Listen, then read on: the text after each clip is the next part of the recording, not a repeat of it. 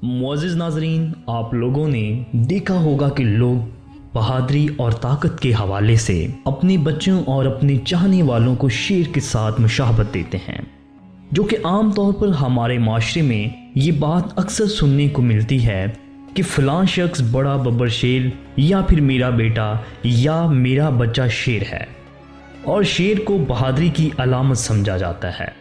नाज़रीन, हर मुल्क का कोई ना कोई कौमी निशान होता है।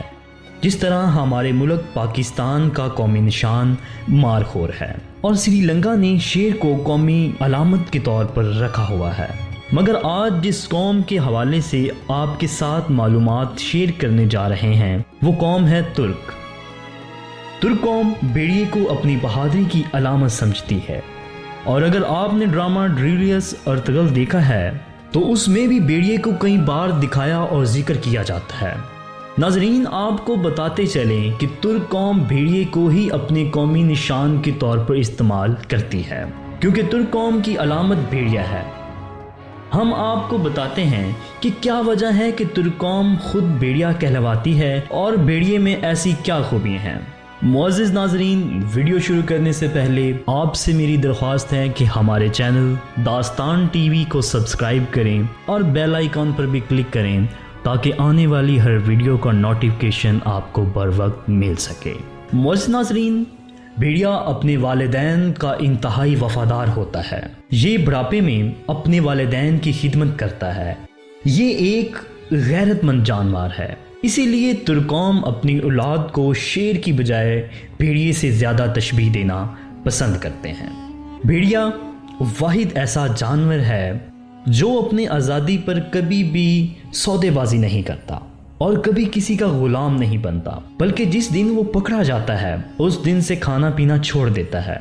और यही वजह है कि आपने भेड़िए को चिड़ियाघर में बंद या कैद नहीं देखा होगा।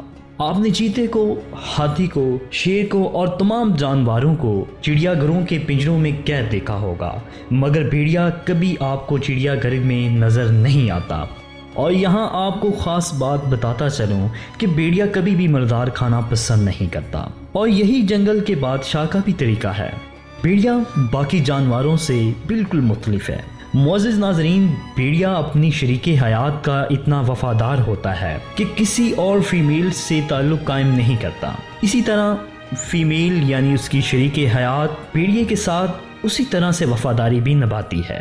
भेड़िया अपनी औलाद को भी पहचानता है। जोड़े में से अगर एक मर जाए तो दूसरा उस जगह पर 3 माह मुसलसल खड़ा रहता है, मातम के तौर पर उसके जाने का अफसोस करता है।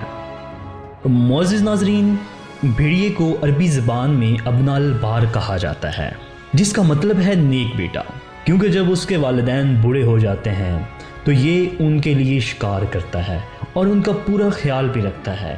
इसीलिए तुर्क अपनी औलाद को शेर की बजाय भेड़िए से तशबीह देते हैं। उनके ख्याल के मुताबिक शेर जैसा खूनखार बनने से बेहतर है कि भेड़िए जैसा चालाक, होशियार और वफादार बना जाए।